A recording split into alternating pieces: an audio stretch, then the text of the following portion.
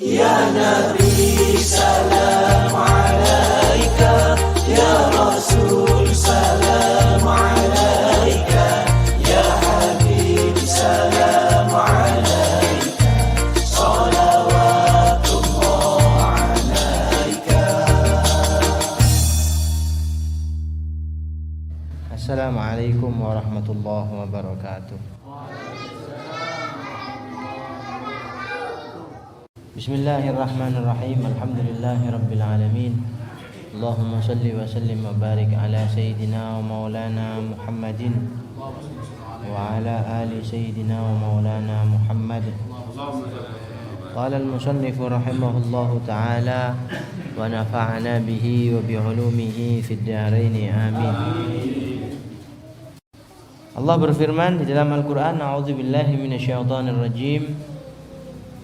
Innamas sadaqatu lil fuqara wal masakin wal 'amilina 'alaiha wal mu'allafati qulubuhum wa fir riqabi wal gharimina wa fi sabilillahi wa ibnis sabil. Ini jumlahnya orang-orang yang berhak menerima zakat niku jumlahnya ada 8. Yang pertama nggih menika orang fakir. Di sini Allah Subhanahu wa taala menyatakan di dalam Al-Qur'an ada 8 golongan.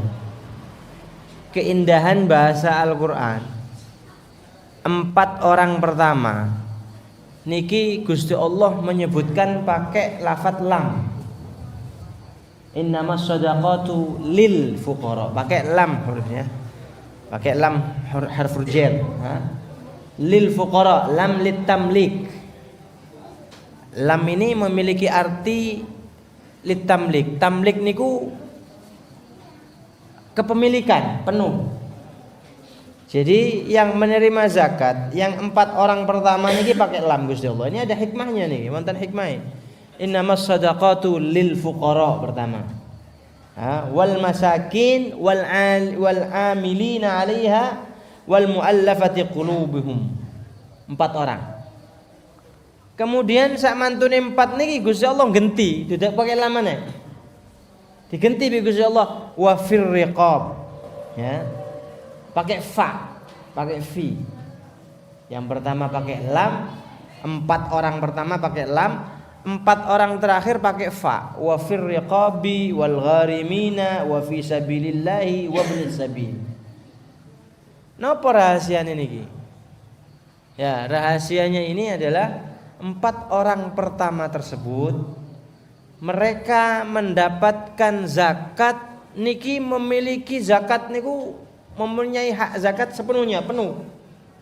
Wis tekmu wis. Oleh duit zakat niki ya wis haknya dia, sudah miliknya dia, terserah. Apa ati ditukono beras, mau dibelikan ayam, mau dibelikan apa, baju, terserah. Pokok dia mendapatkan uang zakat ini dia bebas, mau diapakan aja bebas. Tapi sing 4 yang nomor 2 ndak bebas. Wa fir riqab dan seterusnya ini ndak boleh sekarpan. Gak oleh dia mentasarufkan uang zakat semaunya, dia ndak boleh. Dia harus mentasarufkan uang zakat sesuai dengan kebutuhannya dia. Kita bahas satu-satu. Sing pertama lil fuqara. Fuqara wal masakin. Ada fakir, ada miskin. Kemarin sempat kita singgung sedikit, fakir itu siapa, miskin itu siapa. Fakir ini adalah aswa'u halan minal miskin. Fakir ini lebih parah keadaannya daripada orang miskin. Lek wong miskin ini masih mending. Seumpamanya begini, cara contohnya seperti ini. Ada orang kebutuhan sehari, sampean butuh dalam sehari niki butuh duit 100.000 niku untuk nyukupi keluarga sampean. Sedina 100.000.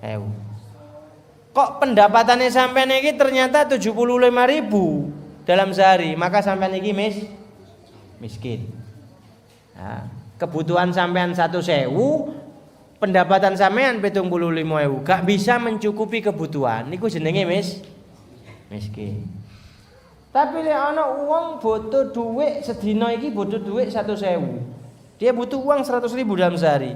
Cuma dia mampu mendapatkan uang 35.000 atau 40.000 dalam sehari. Di bawah 50% kebutuhan dia.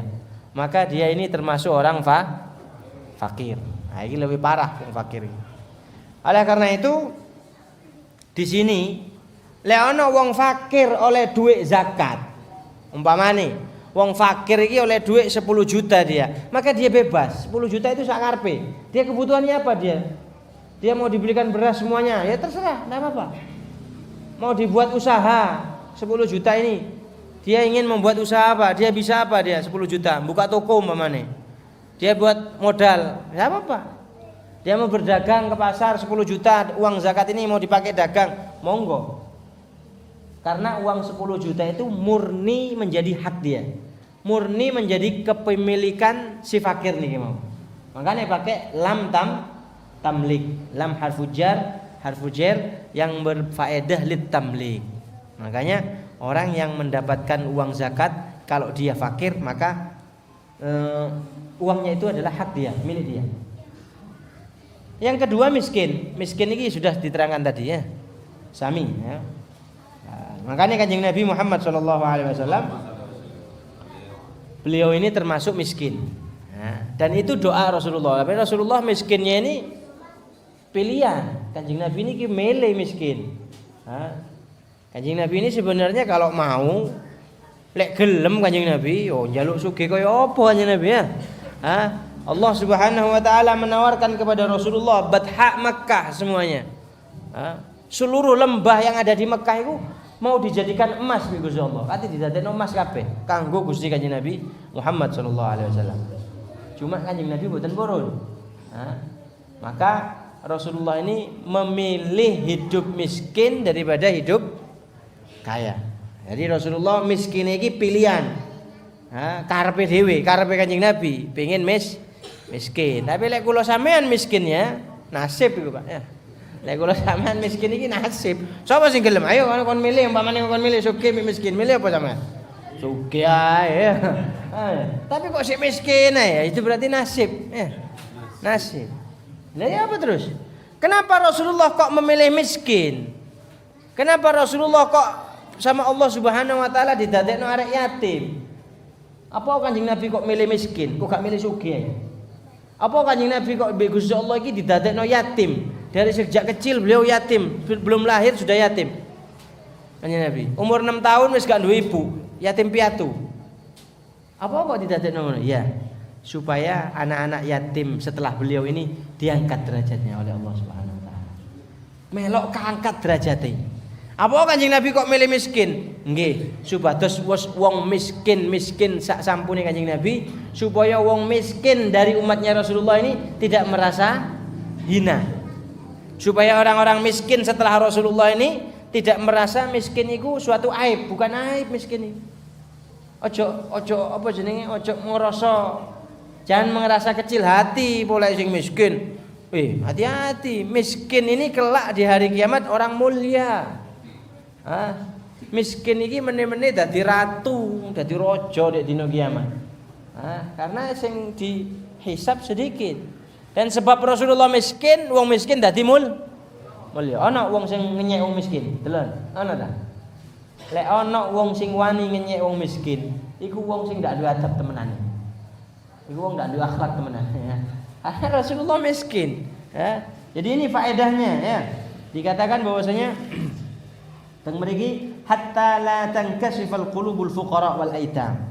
Famin ajlihi tukramul aitam wal fuqara. Fala aiba fil faqri wala aiba fil amal. Ini tujuannya. Apa Kanjeng Nabi kok diyatimno bi Gusti Allah? Apa Kanjeng Nabi kok milih miskin? Karena apa? Lek Kanjeng Nabi milih sugih, ya otomatis sing mulya-mulya iki wong sugih-sugih tok ya. Sing mulya-mulya iki kok wong sugih-sugih tok. Sing miskin sapa sing ate mulyakno wong miskin? Andai kata Rasulullah iki sugih, andai kata Rasulullah ini memilih kaya daripada miskin, maka akan hancur hati orang-orang miskin ini. Tapi ternyata Rasulullah membela, Rasulullah nahan diri rela Kanjeng Nabi. Bahkan Rasulullah berdoa dalam satu hadis, beliau berdoa, Allahumma ahyini miskinan wa amitni miskinan wahsyurni fi zumratil masakin. Ya Allah, iki mandi, sampean nek pengen donga iki mandi, Pak. Ya. Sampean kalau mau doa ini insyaallah terkabul. Tapi ora usah, iki donga-dongane Kanjeng Nabi ya. Allahumma ahyini miskinan, ya Allah hidupkan saya dalam keadaan miskin. Kanjeng Nabi ku njaluk miskin. Wa amitni miskinan, lan matikan saya ya Allah, wafatkan saya dalam keadaan miskin. Wahsyurni fi zumratil masakin, lan bangkitkan saya ya Allah kelak di hari kiamat bersama orang-orang miskin. Lha iki lho wong Kanjeng Nabi. Aneh kan Kanjeng Nabi iki sugih, Pak. Wah, mblehar kabeh ya. Iki sapa sing ate mulyakno wong miskin ya? Karena kata Kanjeng Nabi sugih, klambine sutra, mangane daging-daging tok. Lah terus sunah-sunah Kanjeng Nabi iki sapa sing iso ngamalno? Sunnahe Kanjeng Nabi mangane daging-daging tok. Waduh. Iki sing miskin ya gak iso nglakoni sunahe Kanjeng Nabi, sing iso nglakoni sunahe Kanjeng Nabi wong sugih-sugih tok akhire. Itu rahmahnya Rasulullah sallallahu alaihi wasallam kepada kita, kepada umatnya ya, supaya umatnya ini bisa mampu meniru Rasulullah sallallahu alaihi wasallam. Lek sing miskin ae iso niru, apa maneh sing sugih ngono. Ya. Seharusnya menjadi figur. Kanjeng Nabi ini menjadi figur dari setiap aspek kehidupan masyarakat semuanya, mulai teko wong paling gak duwe sampai sing paling sugih kabeh iso niru Gusti Kanjeng Nabi. Mulai sing paling melarat sampai sing paling sugih semuanya mampu niru sunnah-sunnahnya Rasulullah sallallahu alaihi wasallam. Kanjeng Nabi niki kok diarani sugih ya tau sugih. Kanjeng Nabi tau sugih.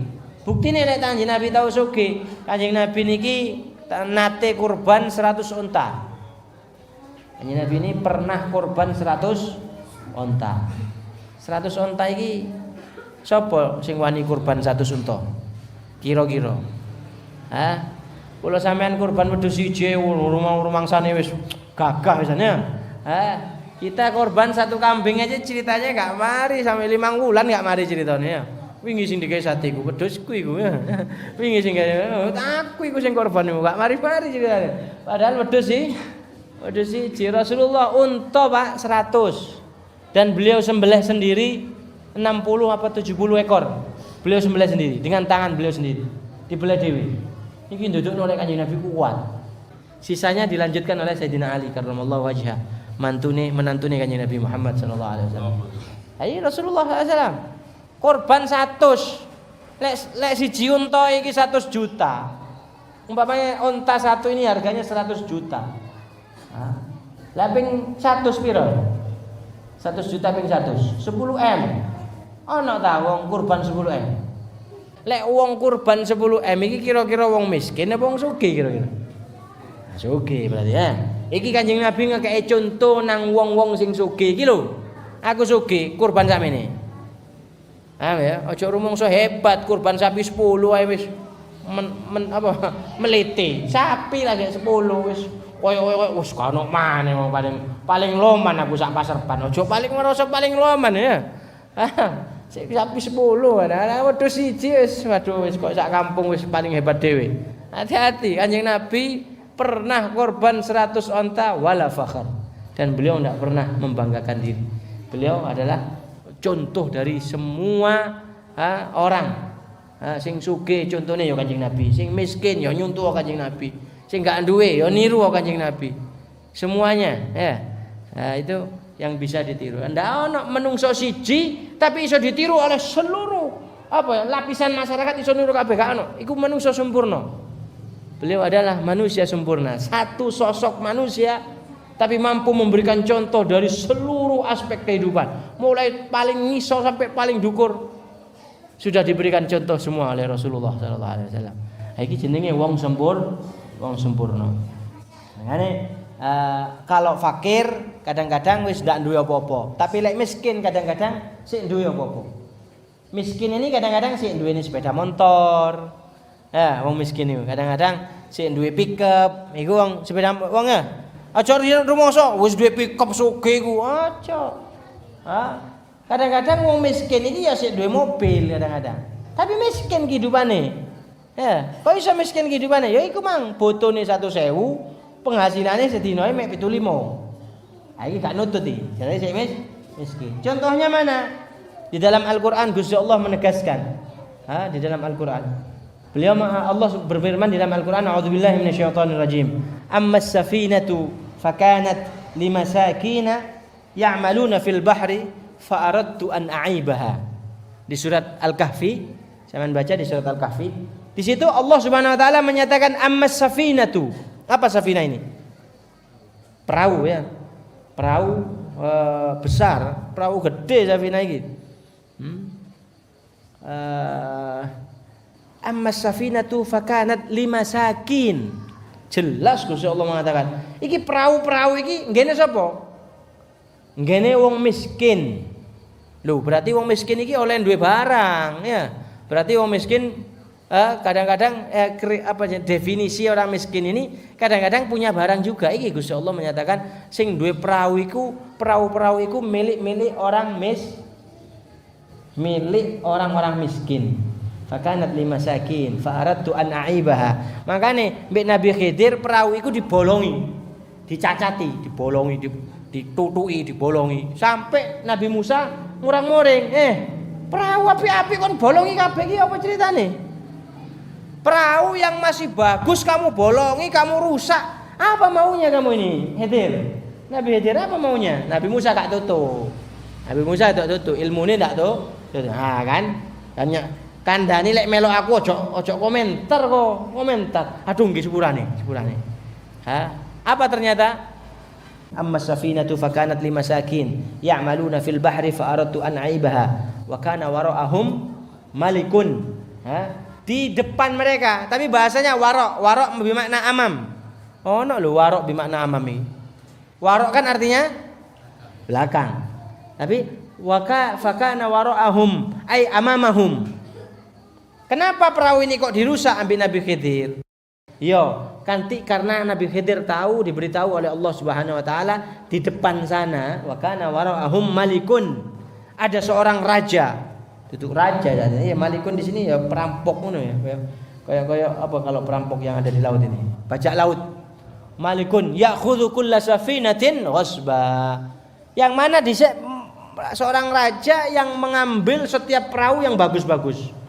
Lek ono perahu apik pasti dirampok, dipek perahu nih. Makanya mbek Nabi Khidir, perahu nih wong gak duwe iki dibolongi. Lek wis ketok perahu bolong-bolong, perahu elek iki wis merono ndak diambil, akhirnya diselamatkan. Ya. Sakjane Nabi Khidir iki bolongi iki nyelametno peraune wong miskin. Nabi Musa gak tutuk, polahe durung dikei ro mbek Gusti Allah. Lek Nabi Khidir wis dikei ro ya. Ilmunya lain ya, lain. Nah, seperti itu. Makanya di dalam Al-Qur'an dikatakan orang miskin ini kadang-kadang memiliki barang. Kemudian yang ketiga wal amilina 'alaiha. Kita sudah mengatakan kemarin sudah kita sentil titik tentang amil ini. Amil zakat ini adalah orang-orang yang mengumpulkan zakat kemudian membagikan. Ngelumpukno zakat, umpamane sak mangguan iki dikelumpukno kabeh. Sing tukang ngelumpukno iki jenenge amil jika ditunjuk oleh pemerintah. Umpamane ana takmir masjid, gawe dhewe. Amil zakat, maka itu bukan amil. Lah ya apa terus? Saken wong kerja nglumpukno zakat, mari ngono sik mbagi-mbagino zakat. Saken deh, masa dia gak dibayar? Ya bayaran cuma ojo diambil dari uang zakat. Siapa sing gawe kelompok iki ya iku wis. Golekno bayaran tekan ndi ngono ya. Karena dia bukan amil. Amil yang dianggap di sini adalah amil yang ditunjuk oleh pemerintah yang menjadi lembaga amil zakat dari pemerintah resmi niku boleh ambil. Kemudian wal mu'allafatu qulubuhum, yaitu orang yang baru-baru saja masuk Islam. Maka diberikan zakat tidak masalah. Supaya apa? Supaya imannya tambah kuat. supaya dia tambah seneng nangis Islam. Iki terserah, 4 orang ini bebas. Orang fakir, miskin, amil, orang yang baru masuk Islam, ini lek oleh duit zakat sak karepe bebas. Ini uang haknya dia. Kate ditasarruf nopo ae enggak monggo. Kate tukono pitik monggo, kate tukono wedhus sak karep monggo. Tek sampean iki wis. Karena Gusti Allah memakai huruf lam di situ. Lam litamlik. Okay. Kemudian setelahnya wafir riqab. Orang yang apa jenenge? Budak yang masih mukatab. Dia ingin bebas. Ada budak yang diakad oleh tuannya. Awakmu lek ngekekno aku 100 juta, tak kei jangka 1 tahun, kon lek iso ngekek aku 100 juta, bebas kon. Maka budak ini harus berusaha sekuat tenaga. Kok mes tahun dhek kok iso ngumpulno 50 juta. Maka dia berhak dapat zakat. JP-no 50 juta teko uang zakat. Enggak apa-apa, ambilkan. Sehingga bantu dia untuk bebas dari perbudakan. Diambilkan dari uang zakat 50 juta. Dia berhak make gawe tuku sego ndak oleh. 50 juta murni harus ditasarufkan kepada kebutuhan dia untuk apa dia? Untuk bayar dirinya supaya bebas. Gak oleh aku tak tuku klambi sik ngapik tuku 50 juta iki, gak oleh. Aku pengen ngelak aku tuku es tebu gak oleh. Duit 50 juta iki mang ndak oleh ditasarrufno ke lain-lainnya, dia harus bayar ke tuannya sesuai janjinya 100 juta itu tadi. Paham ya? Jadi dia ndak berhak. Wal gharimin wa fir riqabi wal gharimin ya. Di situ al gharimin adalah orang-orang yang punya hutang. Wong-wong sing diutang. Iki duduk sembarang utang ya. Utang gak iso bayar njaluk nang duit zakat. Hendak, contoh di sini dikatakan hutang yang bagaimana? Orang yang ambil hutang untuk kepentingan apa? Al-islah bainan nas. Umpamane, ya. Di Mangguan iki umpamane ribut. Ya. Di Mangguan iki umpamane ono ribut. Ate tukaran sekampung di Mangguan. Gara-gara apa? Gara-gara tanah umpamane. Jalan. Gara-gara jalan. Ada jalan yang mana jalan ini kata yang satunya ini milik saya ini milik saya pribadi iki. Kate tak bangun ae omah. Lha kon bangun omah dek kene jalane buntu moro. Ya Pak, akhirnya ada satu orang umpamane utang duit wis piro duit wis. Tanah iku piro itu? Tanah iki piro? Cek aman wis, cek gak ribut ae. Tanah iki piro kon dol piro? Tak dol 50 juta. Akhirnya dia gak ada duit, ngutang 50 juta. Dibayarkan. Nah, wis tanah ini saya wakafkan untuk jalan. Akhirnya di daerah sini apa namanya? Islah bainan nas. Akhirnya ndak ono wis ribut, aman, jalan ini aman menjadi jalan wakaf dan seterusnya, jalan umum. Apa yang terjadi? Ketika wayahe bayar utang 50 juta, wong iki gak ndek duit. Ya apa iki? Gak ndek duit aku. Maka dia berhak boleh ambil untuk bayar utang dia, ngambil toko duit zakat gak apa-apa. Gak apa-apa. Walaupun orang ini kaya. Atau ada orang utang untuk perkara yang mubah. Perkara mubah, utang deh. Kayak apa utang? Mubah, artinya apa? Aku kate mantu. Umpamane iya, mubah kan utang, boleh kan? Untuk mantu ya boleh utang. Ternyata ndak iso bayar. Mentok wis, iki kate ditol gak ono maneh, gak ono maneh.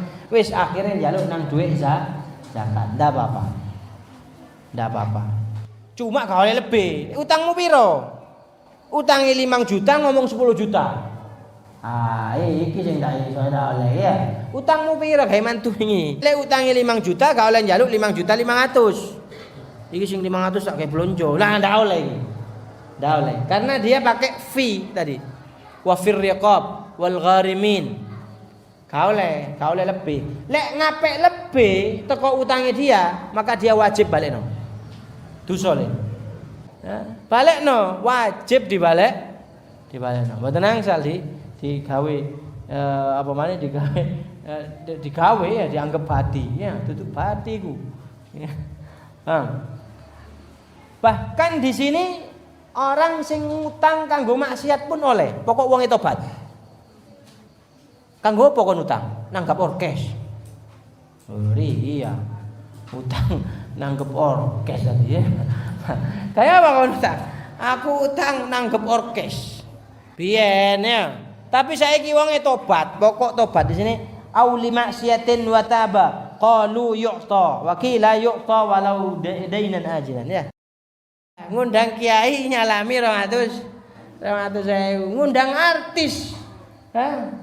Sampai entek 100 juta gelem. Masya Allah. Wong sing ngerubah, sing berusaha merubah akhlak menungso, sing didik anake sampean, para kiai, para ustad iki diregani murah 200.000. Artis-artis sing ngrusak akhlake anak-anake sampean, muda-muda, separo muda ya. Joget-joget sampean regane sampai ratusan juta. Lah iki Kak keblinger jenenge ya. Paham ya? Ojo nemen-nemen ya. Lek utange wonge tobat temenan boleh ambil dari zakat, tapi saya kira ini balikno ae. Ojo nyili ae nang zakat, ojo ngepek. Ya, balikno iki karena ini kelakuan ndak bener tadi ngapik teko zakat. Nah, walaupun tobat saya kira jangan ambil dari orang zakat lah. Lebih baik ambil kaul yang tidak boleh aja. Wallahu a'lam.